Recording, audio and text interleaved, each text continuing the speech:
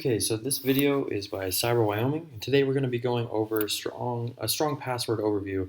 This is going to include tips, tricks to make those passwords better, more secure, less likely to get stolen by anyone with malicious intent. So let's go ahead and jump into it. Okay, so let's start out with some tips for creating a strong password.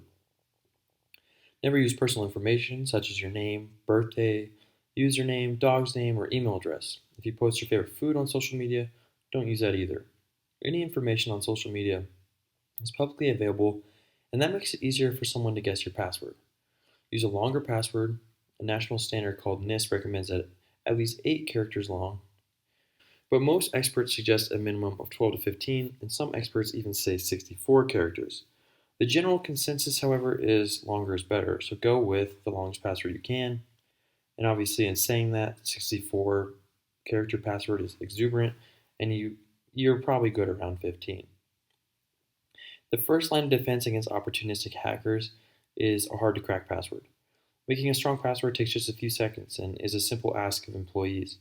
Making a strong passwords should be the standard across any organization and is a simple, impactful way to improve cyber readiness. So let's learn how to make better passwords for your organizations.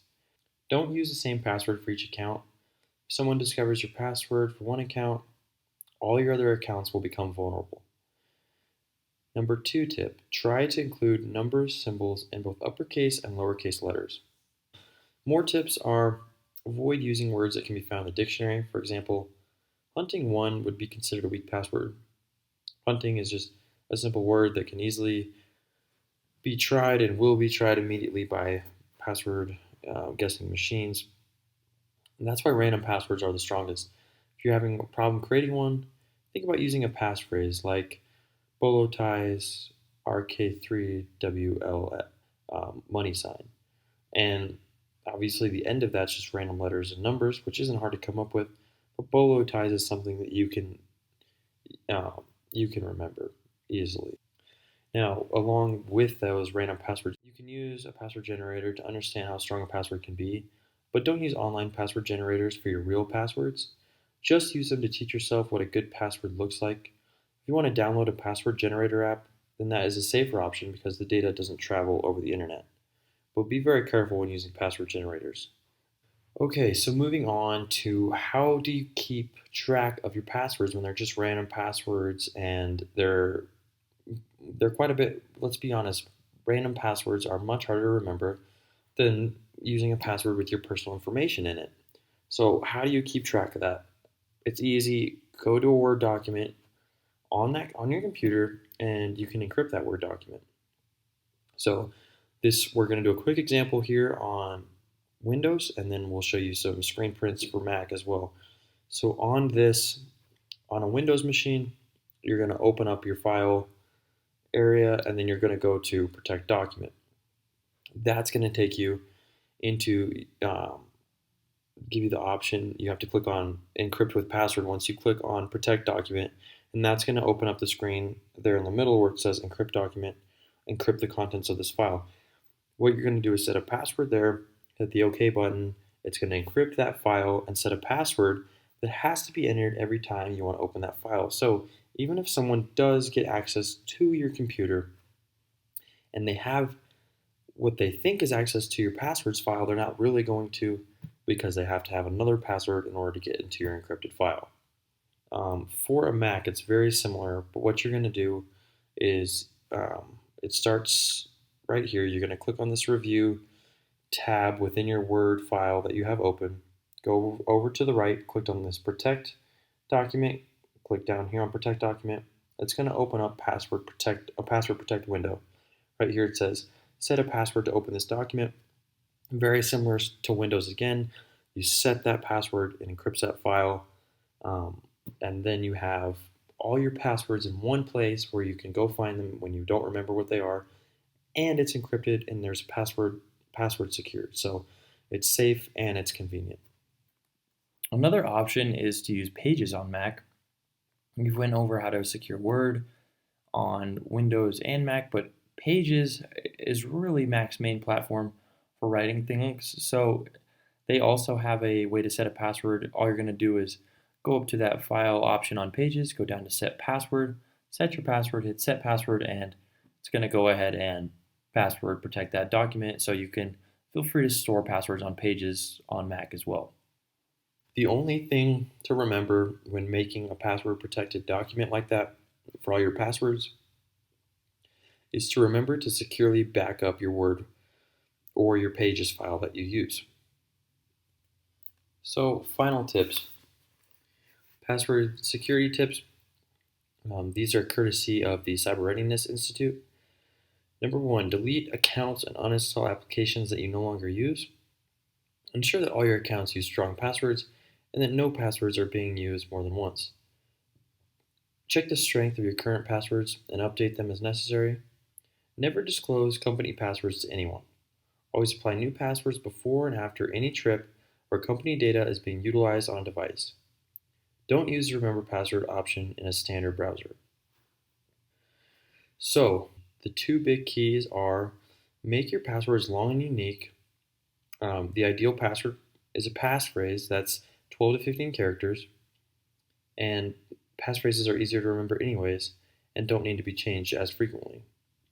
But you should always change passwords and passphrases after a breach. And the other big key is use multi-factor authentication. Multi-factor authentication verifies the user's identification by requiring another credential. And for example, say a code is generated and sent to your smartphone, and then you use that code to open up to get into your account on your computer. If an application or software offers multi-factor authentication, make sure your employees are using it so there's an added layer of protection. And when possible, make multi-factor authentication the default on applications for your organization.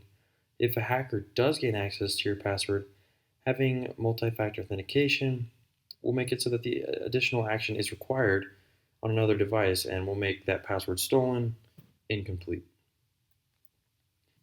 Don't forget your home network equipment passwords. When was the last time you changed your home wireless network password? If you're like most people, you can't remember the last time you changed it. Also, while your home router's wireless password may be unique, did you know that there's also a default administrator user ID that has a published password that goes with it? There is more than one password involved in securing your wireless router. Make sure that you've changed both. And while you're at it, if you have kids, put their devices on a separate wireless network. Most home routers allow for two, a private and guest wireless network. Those game boxes don't have antivirus, so get them away from your work computers and the manual on the manufacturer site and make the changes. It usually takes only a few minutes. The next important thing to remember is use different passwords for all your accounts. Make sure every account uses a different and strong passphrase that is either completely impersonal or randomly generated. Do not use patterns to create unique passwords for your accounts. They're easy to remember, but they're just as easy to crack. So a bad example of passwords would be password FB, password YT, password Gmail. Those are very easy to crack once the hacker has one of those. The next one, do not type passwords on devices or networks you do not control. While your computer at the hotel or internet cafe may seem secure, you never know if the person before you installed a keylogger virus on it, collecting every keystroke that you type. And lastly, not password protecting, don't forget to password protect your cell phone and tablet. Believe it or not, 52% of people are guilty of this.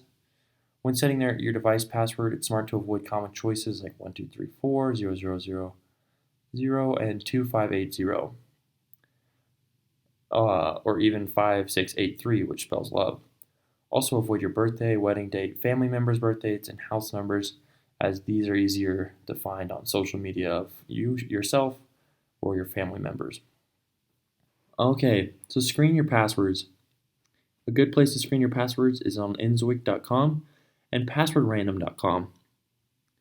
Once you've picked a password, check how unique or clever that it really is. The National Institute of Standards and Technology, or NIST, highly recommends comparing your passwords against lists of commonly used or known compromised ones. Enzoic.com and passwordrandom.com are two examples of websites that offer these screening tools. On Nzoik, you can sign up for their database and compare all your users in Active Directory to their common password database. And on Password Random, it has a list of top passwords for you to personally see if yours is in the list. Some other resources used in this presentation, Norton.com, Mental Floss, and consumerreports.org, as well as CISA.gov. Thanks for your time. For more information, check out cyberwyoming.org and the Info Cyber Wyoming YouTube channel for more succinct and practical videos.